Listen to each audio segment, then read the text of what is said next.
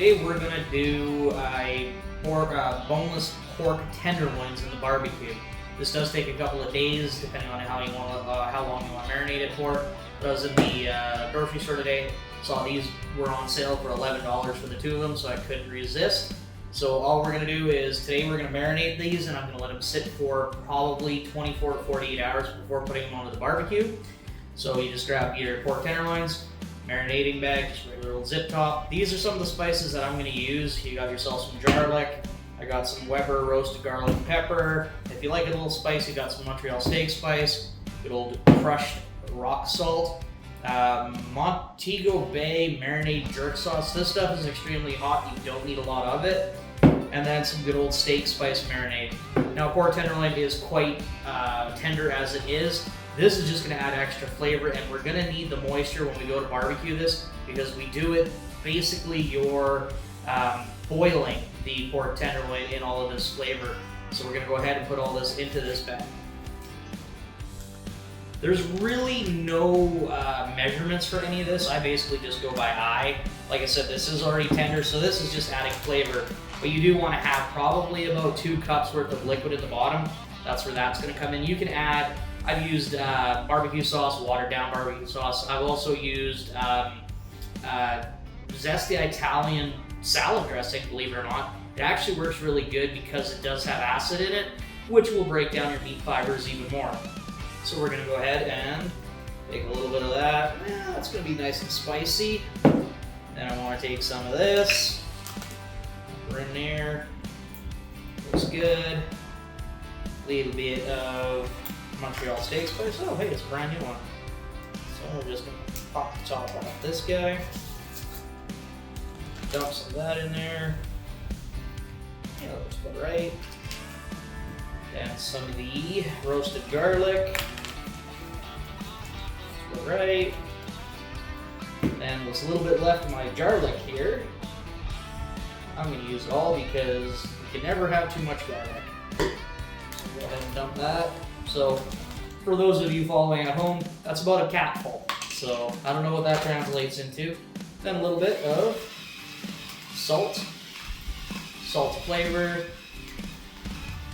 There you go. Could add more, could add less, whatever you want to do. And you want to go ahead and get as much of the air out of this bag as you possibly can. Go ahead and seal it up. Now just go ahead and knead the heck out of it. Get all those flavors mixed around. There you go. Looks pretty good. Now you go ahead and store this into your fridge for the next day or two. Like I said, you're not really going for tenderness. You're just adding extra flavor. Every now and again when you go to the fridge, just give it a bit of a knead up. That way everything gets mixed together. And there you go. That's basically how you start this recipe. And we'll come back here in a day or two and we'll go ahead and continue on. And I'll show you guys what to do after this. If you're worried about leakage when it's in the refrigerator, just go ahead and grab yourself a bread pan, stick it in there. That way you're not going to have any of the juices in here enter your fridge. I'm not too worried about it. It is a new plastic bag, but good way to keep your fridge clean. Alright guys, it actually has been 48 hours. We've got the roasts right here. They've been marinated for 48 hours in the fridge. So now all we're going to do is we're going to put them into this tin and barbecue them. So you can make a tinfoil boat out of tinfoil. I find the easiest way is to just grab a 6x9 bread pan. Go ahead, take all the contents, dump it right on in there, just like so. You're going to want all of this liquid, any liquid that's in there. Just grab a fork. You know, kind of spread these around, make them so that they're not sticking up so far. There you go. And like I said, you're going to want to add some liquid into here. So what I usually do, grab the bag,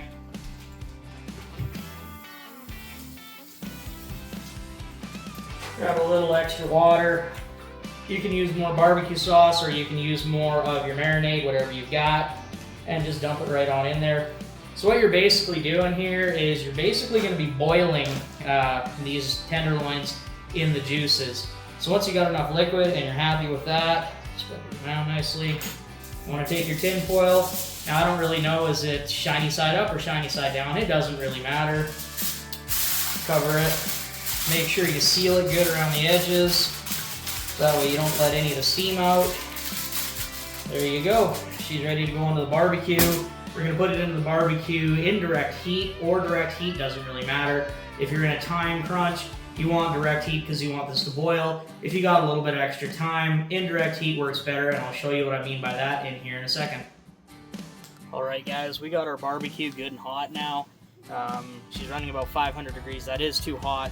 So what you're going to do here, this is the side. I've got a 4-burner. This side I'm going to have on medium to high heat. This side I'm going to have on low heat. I am in a little bit of a hurry today. I've only got maybe an hour and a half till dinner. So I am going to have some heat. So I've already turned this side down to the bare minimum. Actually, sorry. Yep, there we're on the bare minimum. And this side is still screaming away at hot. You're going to go ahead and take your whole pan, put it over your lowest side heating because you don't want this now to boil and burn. That is the advantage to using a cake pan. You're not going to burn as easily as if you just did a tinfoil boat. So there you go. This is going to go for probably about an hour, hour and a half. Like I said, I'm cruising at about 500 degrees, which is too hot. So we'll come back here in about an hour, hour and a half. As long as that's been boiling away, they are, they've been marinating, so they're thawed and everything. And we'll see how it turns out. So the barbecue's been now going for just over an hour, hour and 10 or so. Still hitting 500 degrees, so it is a little warm. But we're going to check it out in here. Whew. You might want to grab some oven mitts. I'm an idiot, so I'm just going to use good old fingers. Peel back the tin foil. There we go. Oh yeah. See how that's nicely boiling away? That's exactly what you want. It's not stuck to the bottom. You can cut into it and see what it looks like in there. Looks good. Actually, I tell you right now, it's done. So let's go ahead and cover this back up. We can shut off our heat. And we're going to let this now just sit in here, cool off. And we are going to now make what's going to go with it. I'm going to make a sidekick pasta, something very simple, very easy, and very tasty. And there you go, guys. Dinner is ready. So you got yourself your pork tenderloin. Like I said, I made just a quick sidekick. Got a little bit of coleslaw for a side salad. I went ahead and cut it up and put it back into the juices that it's been boiling in. Keeps it more juicy for a lot longer time. This is great for picnics, barbecue picnics. If you're feeding a whole bunch of people, this is a really awesome way to do it, and it's extremely tasty. So let's give it a try.